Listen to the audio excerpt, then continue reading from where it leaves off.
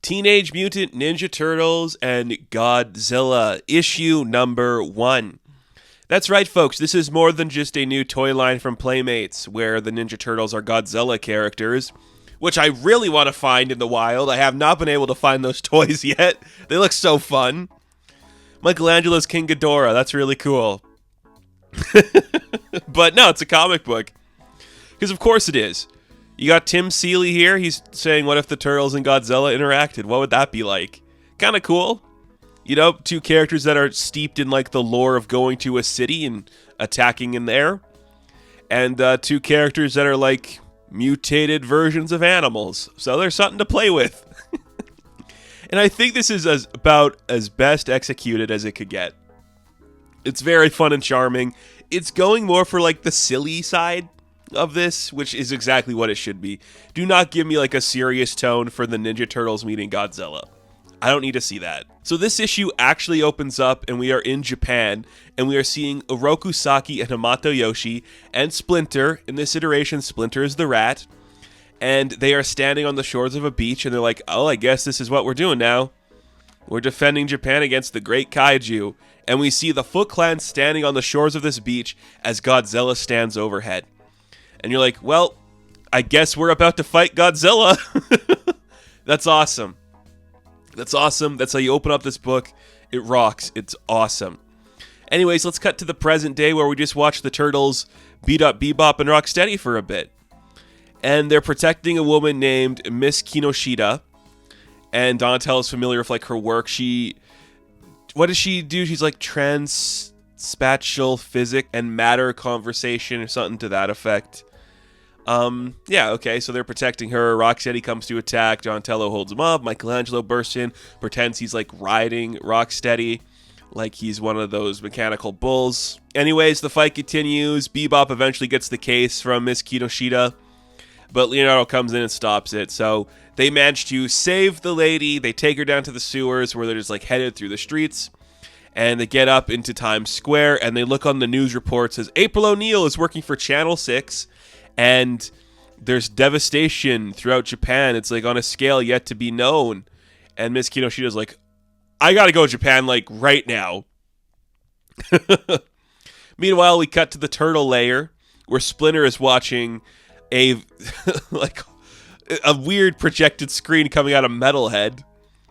I mean, sure, get Metalhead in there. We're using a lot of characters in this book, so why not? But I think it should have just been a TV, whatever. Nonetheless, April shows up because there's only so much that she can do when covering this news report, and she's like, Splinter, are you okay? Like, that's your home. And he's like, I think I should tell you guys a little bit of history for this universe. So there's like ancient forces that roam the world called kaiju. There's like people like Rodan and Mothra and Anguirus, and there's one called Godzilla, and you know, some of them are good, some of them are good, some of them are bad, but the Foot Clan like fought and learned techniques to fend them off. We had a big fight with Godzilla that destroyed the Foot Clan, and it's what separated my master and Oroku Saki to begin with. It's why Hamato Yoshi came to New York, because it was a bad fight and everything went wrong. Which I'm like, if you're gonna do it, and we're doing it, you have to go for it, you know? Master Splinter fought Godzilla when he was a normal rat. That's such a cool idea. Like, what? Of course, that's what you have to do. It's so fun. Splinter also says because the kaiju like retreated deep into the world never to be seen, they just kind of like forgot or just like let it be gone, whatever. But now they're attacking again. We see footage of Japan as the big creatures are fighting. And Donatello's like, yo, freeze, Metalhead, freeze the image. Zoom in on this quadrant. Is that the Shredder? Somehow I'm guessing the Shredder's involved with this, and Krang. Oh shit, looks like we gotta get to Japan. That's awesome. That's awesome. You know what else is awesome? When we cut to the Shredder, and he's just like jumping into the Technodrome, and he's talking to Krang. It's classic Krang. It's the big android body with the stupid looking face. And Krang's devising a plan because he's already familiar with the kaiju of Earth. He already knows what they are, the great beasts of Earth. But he wants to use their DNA or something to make a new type of mutagen. So Krang's plan is to make kaijutagen, which is a combination of kaiju blood and mutagen. And I'm like, oh my god, why? That's awesome. Oh, that's so stupid. I love it. And Krang's like, yes, I'm gonna make things. I don't know where this book's gonna go yet. I'm going to guess we're gonna mutate some of the characters so they're big enough like Godzilla to fight them off. That's what I'm guessing. Let's cut back to the streets of Manhattan, where we see Casey Jones and Mondo Gecko taking down some purple dragons who stole a purse. They knock him down, the guy evades, and there's like a big scree, and you're like, oh shit.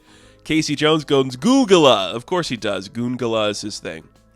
So as the turtles are getting ready to get into their turtle wagon and head out, Raphael gets a call from Casey, and he's like, dude, what's up? He's like, hey, Raph, me and the Gecko figured you might be in the area.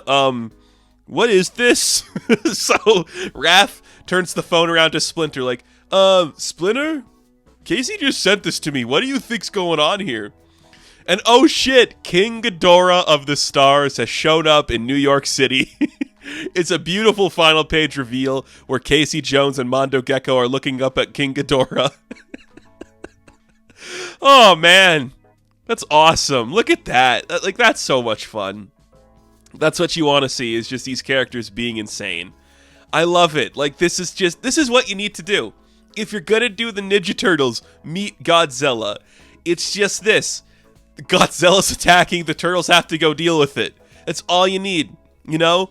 Are we gonna mutate Bebop and Rocksteady into giant-looking creatures? Is Michelangelo gonna ride Mothra? Maybe. I'm guessing because the toy line reveals that Donatello's the one that's gonna morph with Jet Jaguar. He might build like a Mecha Donatello or a Mecha Metalhead, which is like a big version of a turtle to fight them. I'm just speculating here. But the ideas are endless, and it's just so much fun. Crossovers like these are awesome. Like, this is so stupid. I love every second of it. Good stuff. So, Teenage Mutant Ninja Turtles versus Godzilla, or X-Godzilla, however you want to look at it. Issue number 1. I am going to give a 9 out of 10. Now, thank you all for watching this review. Be sure to like and subscribe to the channel. And of course, I will catch you in the next one. Have fun. Stay safe. Cowabunga, dude. Good luck.